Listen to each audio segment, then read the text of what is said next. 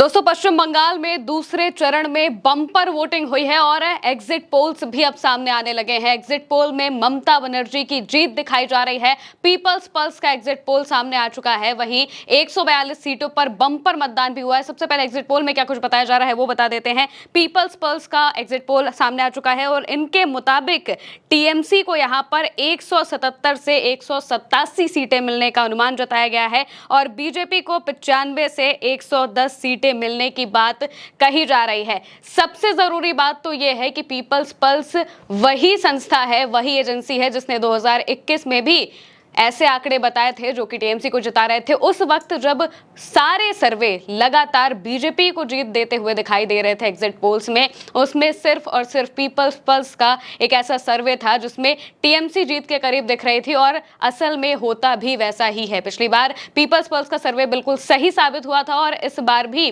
कई सर्वे में लगातार बीजेपी को जीत दिखाई दे रही है। अलग अलग सर्वे में यहां तक कि बीजेपी को बहुमत के आंकड़े से बहुत ज्यादा भी दिखाया जा रहा है, क्योंकि बताया जा रहा है कि बीजेपी के लिए जो नैरेटिव है वो सेट करने की कोशिश की जा रही है। बिहार में भी कुछ ऐसा ही हुआ था और इसके अलावा भी इससे पहले भी जब हमने देखा था 2024 में लोकसभा के चुनाव हुए थे, उस वक्त भी तमाम सर्वे लगातार बीजेपी को जीत देते हुए दिखाई दे रहे थे। लेकिन होता क्या है असल में, बिल्कुल एग्जिट पोल्स का उलट। इस बीच पीपल्स पल्स का सर्वे जो है वो सामने आ गया है और इनके सर्वे में 177 से 187 सीटें मिलने का अनुमान बताया जा रहा है टीएमसी को। वहीं दूसरी तरफ बीजेपी की अगर बात करें तो बीजेपी को 95 से 110 सीटें मिलने की बात इस सर्वे में कही जा रही है। 5 बजे तक 142 सीटों पर जब वोटिंग हो रही थी तो 5 बजे तक के आंकड़ों में 90% वोटिंग हो चुकी थी, जिसका मतलब यह है कि बंगाल के लोग बड़ी संख्या में वोट करने के लिए घरों से बाहर निकले हैं। और अभी तक के 2018 के बाद के जो ट्रेंड्स देखे जा रहे हैं, उन ट्रेंड्स के मुताबिक जब भी इतनी भयानक वोटिंग होती है, इतनी बम्पर वोटिंग होती है, तो सरकार की वापसी होते हुए दिखाई देता है। ऐसा ही कई राज्यों में देखा गया है जब भयंकर वोटिंग हुई है। इतिहास की सबसे बड़ी वोटिंग इस बार बंगाल में देखने को मिली है। इसका एक असर एसआईआर की वजह से भी है, क्योंकि वोटर्स कम हुए हैं, लाखों की संख्या में वोटर्स के नाम कट गए, जिस वजह से जो वोटर टर्नआउट है वो इतने बड़ी संख्या में दिख रहा है। लेकिन इसके अलावा भी जो वोटर्स हैं वो बड़ी संख्या में घर से बाहर निकल रहे हैं और वोट करते हुए दिखाई दिए। यहां पर 5 बजे तक के आंकड़ों में 90% के आसपास 142 सीटों पर वोटिंग की बात कही जा रही है। इससे पहले जब पहले चरण का चुनाव हुआ था उस वक्त करीब 93% के आसपास जो वोटर टर्नआउट है वो निकलकर सामने आया था आखिरी वक्त पर। तो इसका मतलब ये है कि मौजूदा वक्त में बंगाल के लोग बड़ी संख्या में बाहर निकले हैं वोट करने के लिए और एग्जिट पोल्स की अगर माने तो ममता बनर्जी की सरकार बनते हुए दिखाई दे रही है।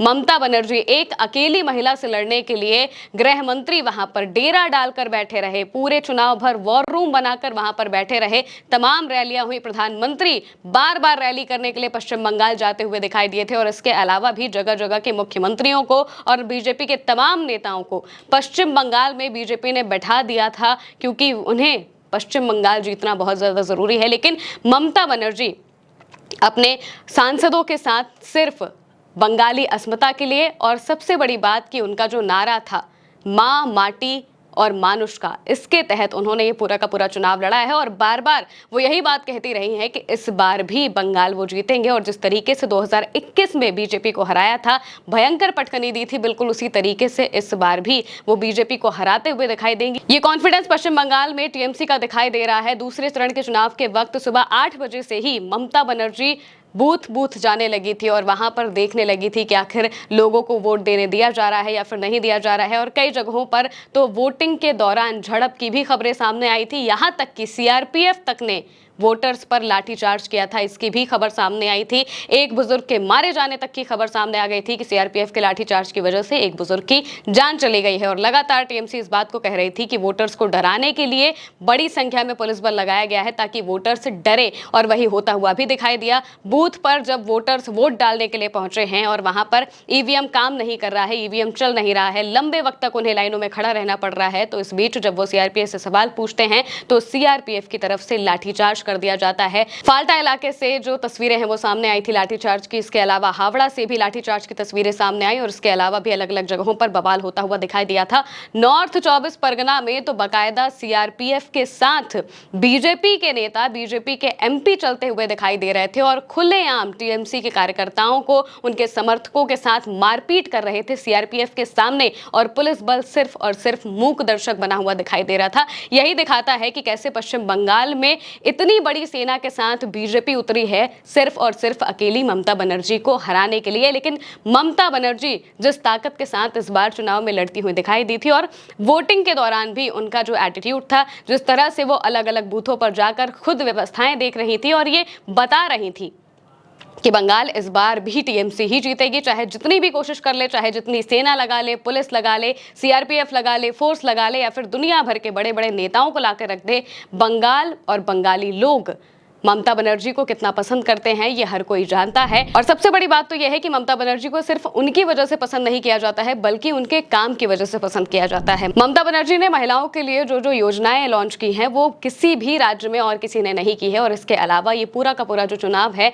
ममता बनर्जी के लिए एमएम का जो फैक्टर है वो सबसे बड़ा काम करता हुआ यहाँ पर दिखाई दे रहा है, महिलाओं का और मुस्लिमों का। महिलाएं और मुस्लिम एक मुश्त होकर एक तरफ ममता बनर्जी के लिए वोट करते हुए दिखाई दिए। बड़ी संख्या में महिलाएं निकली और बड़े लेवल पर महिलाओं ने वोट किया। 90% से ज्यादा की वोटिंग महिलाओं की भी थी, जिसका मतलब यही है कि महिलाएं बड़ी संख्या में यहां पर वोट करते हुए दिखाई दे रही हैं।